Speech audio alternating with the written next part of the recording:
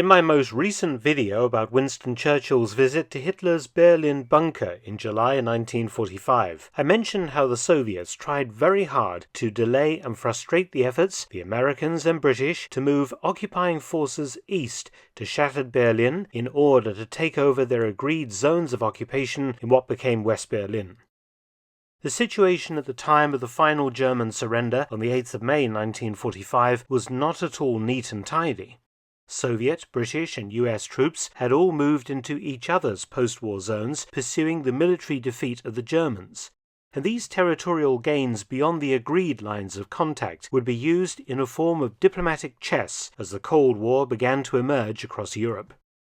Before we continue, I'd like to draw your attention to this documentary on Magellan TV, Operation Foxley, a topic I've covered briefly in my series on assassination attempts on Adolf Hitler. This excellent documentary from Magellan TV takes a deep dive into Operation Foxley and is a must for all interested in the many schemes to kill Hitler. Magellan TV is a platform dedicated to bringing people a curated selection of the finest documentaries from around the world that showcase real stories that have played a defining role in the human experience. If you enjoy my documentaries, then I'm sure you will also enjoy the excellent history documentaries available now on Magellan TV. Magellan TV is completely ad-free and includes a growing collection of new 4K content added weekly. Click the link in the description box to get a 30-day free trial to watch Operation Foxley and all the rest of Magellan TV's extensive collection of over 2,000 documentaries using the promo code MarkFelton.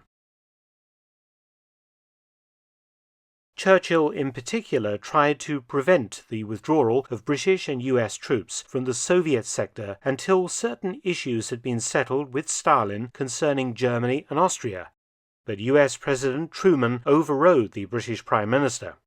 On the 14th of June 1945, Truman told Stalin that he was ready to issue instructions to US troops to withdraw to their own sector by the 21st of June, on the understanding that the British, American and French allies would be taking possession of their agreed Berlin occupation zones and given free access to West Berlin via air, rail and road routes from Frankfurt and Bremen.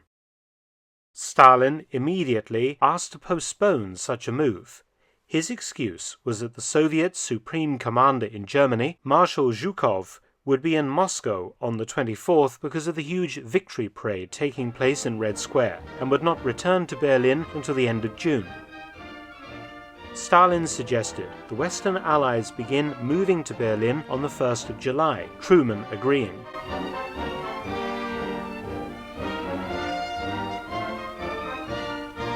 But with Truman, Churchill and much of the Western Allied top brass due in Berlin for the Potsdam Conference in mid-July, Truman made it clear that some Western Allied units needed to go to Berlin in advance before the 1st of July.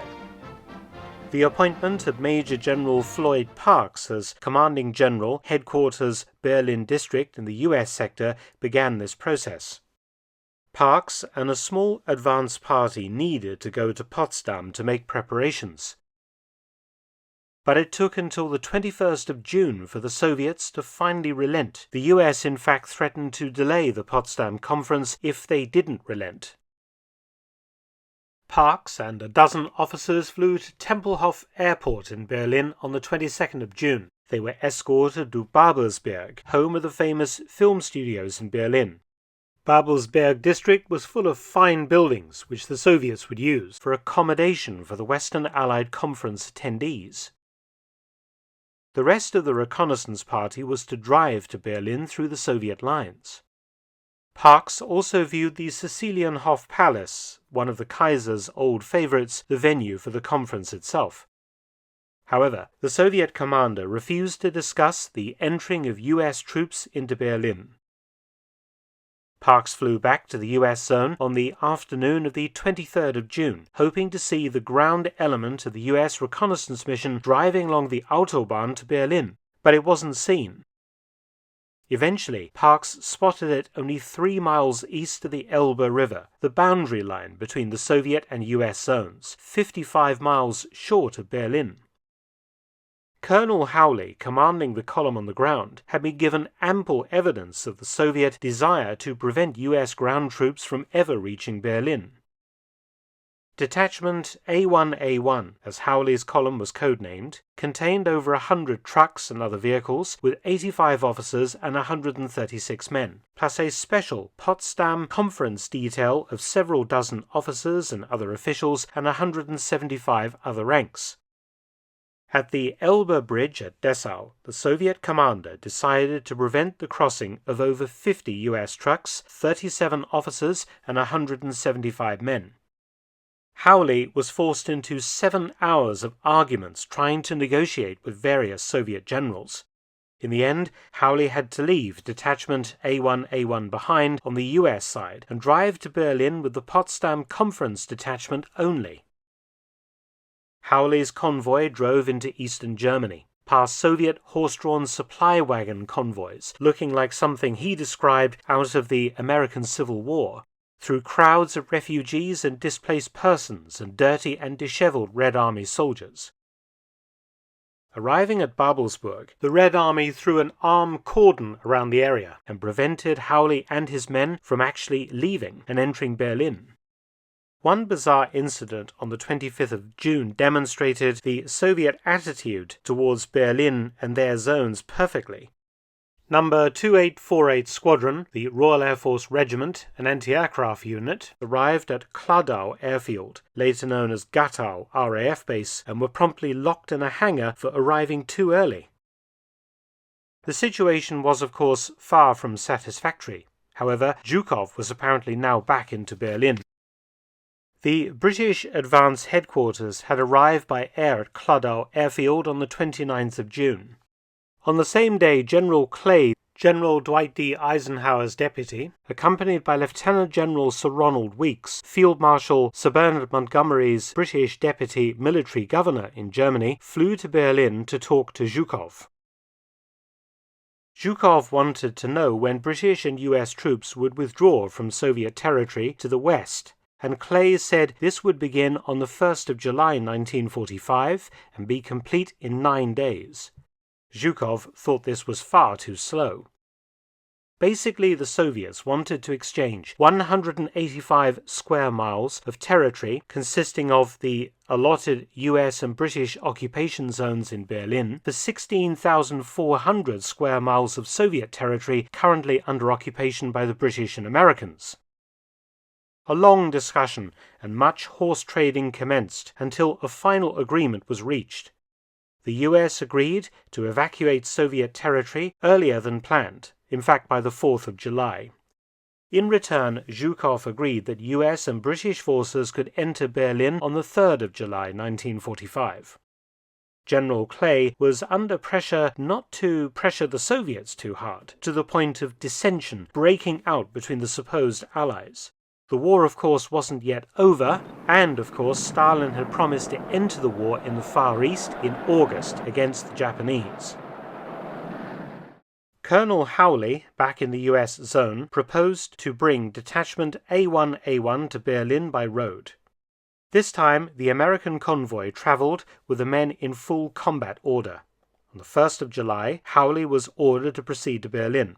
The Soviets didn't stop him this time, and Detachment A1A1 reached the Grunewald, a large wooded area, and bivouacked that night around a farmhouse on the southwestern edge of Berlin.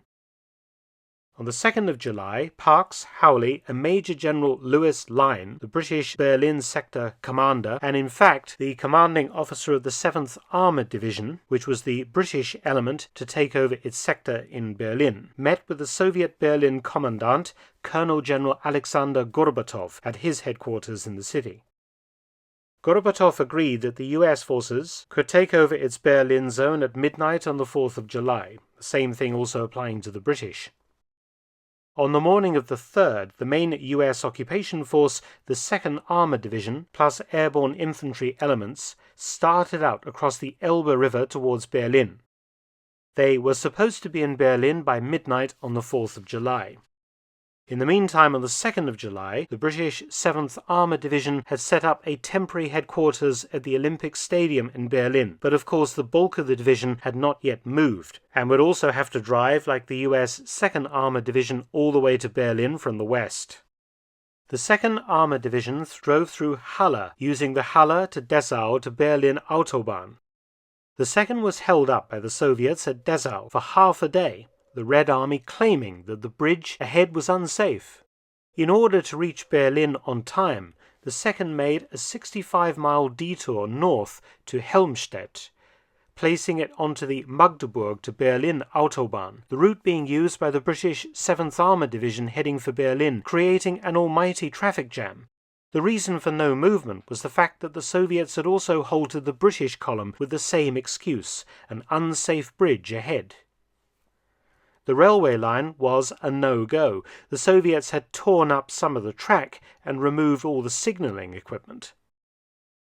Some of the 2nd Armored Division managed to get through to Berlin by the afternoon of the 4th. General Parks held a ceremony at the Adolf Hitler barracks, which was also attended by some Soviet personnel. Zhukov now told the Americans that they couldn't take over their sector at midnight on the 4th of July as agreed. The Western Allies were right to suspect that the Soviets were stalling for time, as they stripped anything of value from the British, US, and future French occupation zones in Western Berlin and took it east. General Parks simply ignored Zhukov and ordered his troops to occupy the zone on time. At 9 a.m. on the 5th of July 1945, the Stars and Stripes was finally raised over the US occupation zone.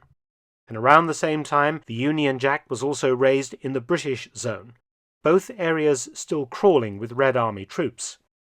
The Western Allies began setting up their military governments, occupying barracks, setting up courts and holding meetings with local German officials.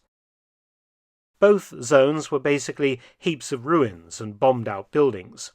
Only 1/10 of the underground trains were running, and barely any buses or trams overground. Most of the bridges were down, having been deliberately blown up by the Germans during the battle. And huge numbers of civilians, particularly women, were working out on the streets, clearing them of rubble.